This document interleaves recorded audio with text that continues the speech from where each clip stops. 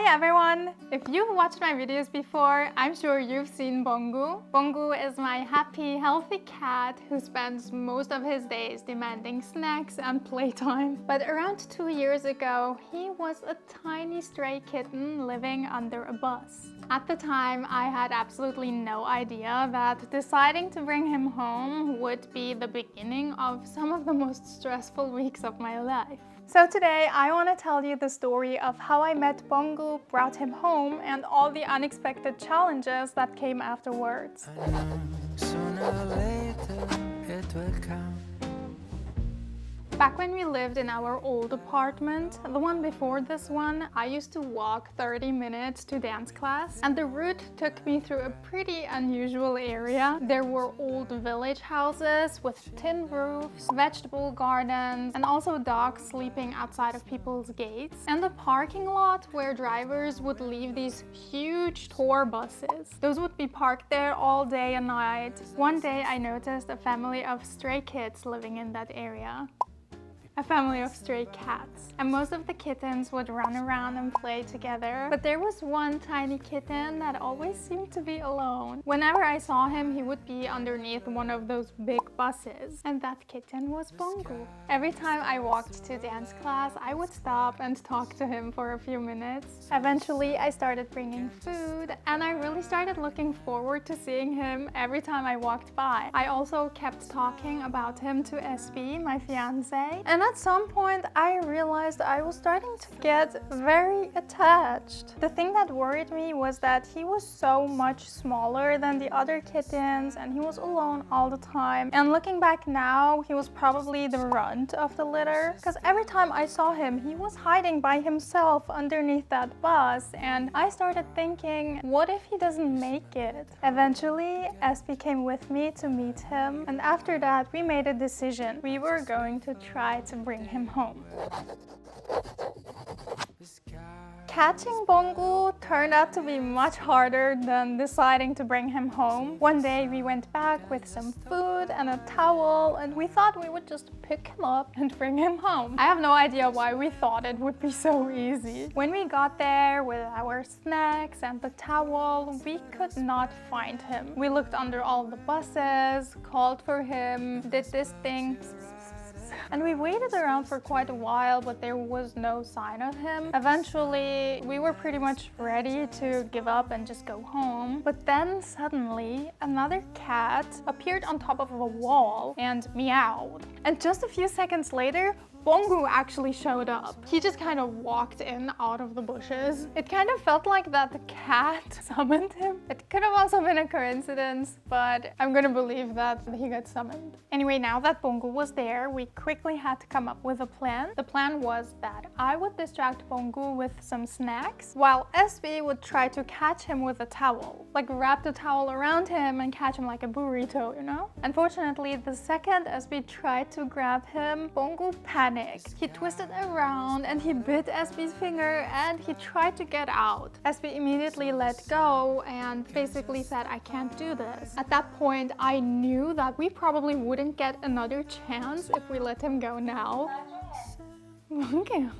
Yeah, we wouldn't get another chance later. Bongu just pressed that button. So I took things into my own hands and I wrapped a towel around him and grabbed Bongu. Bongu straight up bit through my finger, like through my nail, and my finger immediately started bleeding, but I didn't care at that moment. I was just focused on getting him home. I had wrapped the towel around him pretty well and just held him like this, and we started walking home. In the beginning, Bongu was still like twisting around and trying to get away, but after like 10 seconds I think he ran out of energy and he just kind of let go and was like this in my hands. I still remember that moment really clearly. He just sat there in my hands, wrapped in a towel, while I carried him home. I remember feeling very guilty because he looked so scared and exhausted. Of course, I knew I was doing what I thought was best for him, but from Bongu's perspective, he had just been grabbed by a giant and was being taken somewhere. The walk home wasn't long. After 3 minutes, we arrived home, and after closing the door, I immediately let go of him and he just disappeared. 간식. I barely had time to process what had happened because suddenly I felt my finger totally swell up and get really hot and kind of pulsate. Apparently you can get really bad infections if a cat bites you and you don't get it treated. So SB brought me to the ER. SB got bitten too, but SB's finger wasn't hot or swelling up, so I think he was fine. Okay, can she? Okay. At the ER, the doctors cleaned my wound, they gave me antibiotics, and they wrapped my finger, and then they sent me back home. When we got back to the apartment, Bongo was nowhere to be seen. We searched everywhere. I checked under the bed, I checked under the sofa, I checked inside the closet, I checked everywhere. I started wondering if he had maybe escaped the apartment because there was literally no trace of him. Eventually, I found him. He was inside the sofa. This very sofa. He was inside this very sofa. Somehow he had climbed inside the back of the sofa and he was standing on one of the metal support bars hidden inside the couch. It looked very uncomfortable. He was just standing there because there's not much space in the back of this tiny sofa. That became his hiding spot, and for the next couple of days, that was pretty much where he lived. Bongo did not come out of the sofa for 2 days. This means he did not eat anything for 2 days either. I became incredibly worried because not eating for 2 days, that can't be healthy. Eventually, I had an idea.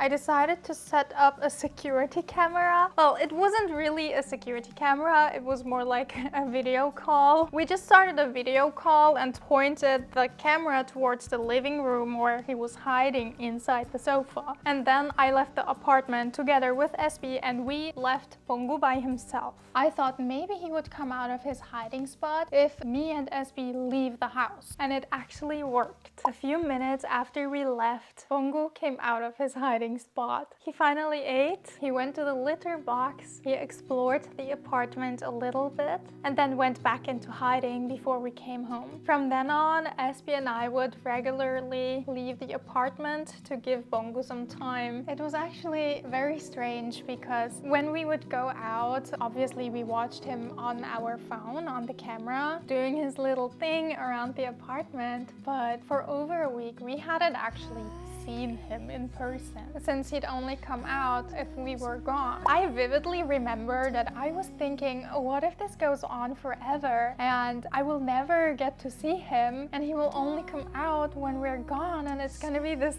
separate life. And what if he hated us? But I did not want to give up. I wanted to give Bongo the time he needs to feel comfortable around us. But it also hurt my heart because he was constantly inside the sofa. Sometimes I would just lay on the floor next to the sofa and talk to him, just tell him random stories because I heard that it may calm them down to hear your voice. Ultimately, the goal was that he would feel comfortable enough to get out of his hiding spot and live comfortably with us. And we tried everything. We talked to him, we sang to him, we wiggled toys around, we offered treats, like we placed the treats right below him because he was, as I said, he was inside the sofa, so we placed treats below him to at least make him peek out with his head while we were home. But there was just no progress. Every day we would talk, sing, wiggle around toys, and one day, again as usual, I took one of the toys and I was wiggling it around. I still remember SB was like, he's not gonna come out anyway, don't be sad. But then Bongo peeked out and he jumped on the toy. There he was, right in front of me for the first time ever since we brought him home. That was just such a huge moment. I was so touched and I was trying to stay calm and just play so Bongo wouldn't go right back to hiding. But I was crying because I was just so happy he finally had the courage to come out of his hiding spot. After that milestone, he slowly started warming up to us. He started coming out more often. He would play with me and he even cuddled with me. I would lay on the sofa and then Bongo would come up here, sleep next to me, or even sleep on my tummy. That was so nice.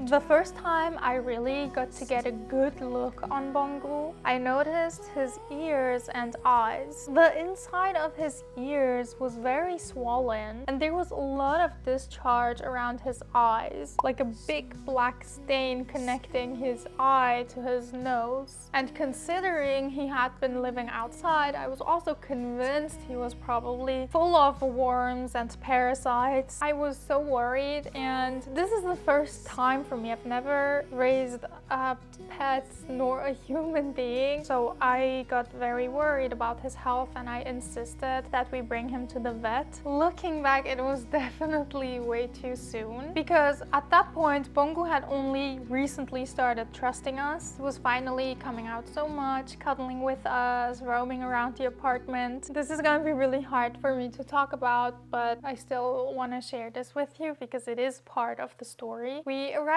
at the vet, and the second the vet opened Bongo's carrier, Bongo panicked. I don't think I've ever seen a cat that scared before. Not even when we were trying to catch him. He bolted out of the bag and he started running around the clinic. Luckily the door was closed. Otherwise, I don't think we would have ever seen him again. He kept running into things because he was desperately trying to escape. He ran into the glass door. He ran into the window. He ran into the walls repeatedly. The whole thing was awful to watch, and I remember feeling so helpless and so horrified. I had wanted to take him there because I wanted to help him, but instead it was just a terrifying situation for Bongo. Eventually he climbed up a shelf and hid behind some boxes, and after a lot of effort the vet assistant finally was able to catch him. By that point I was already crying. I just felt so horrible for putting him through that experience, and I regretted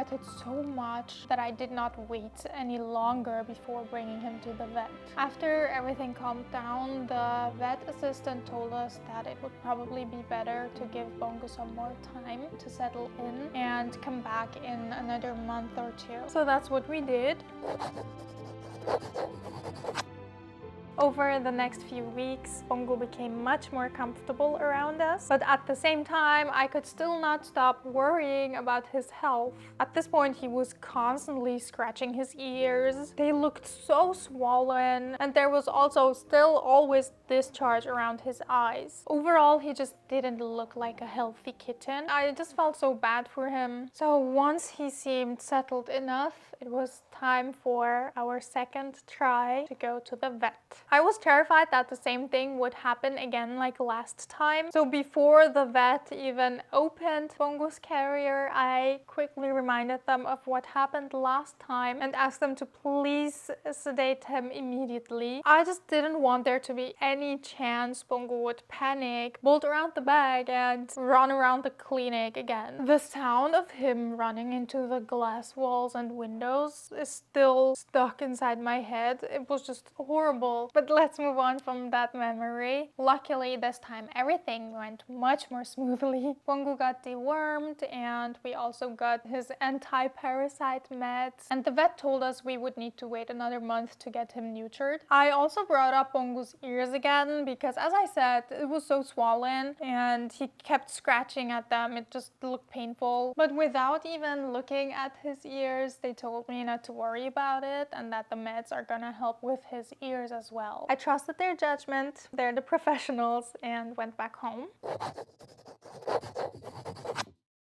While we waited for Bongo's neutering appointment, Bongo's ears kept getting worse. They were already swollen, but they seemed to be swelling up even more. He was constantly scratching them, and the worst thing, every time he shook his head, these little black chunks would come out flying out of his ears. And he would shake his head a lot because it was so itchy for him. He kept shaking his head, and all this black gunk kept just flying out of his ears, and I started worrying that he would lose his sense of hearing, that he would go deaf because it just looked horrible and there was no sign of it getting any better. It was only getting worse. I regretted so much that I did not insist more during the last vet appointment. I even started feeling self-conscious about my Korean, and I wondered maybe I wasn't explaining myself properly, or if maybe people weren't taking my concerns seriously because I was a foreigner. Whether that was true or not, I decided that before my next appointment, I wanted to make sure I would be able to explain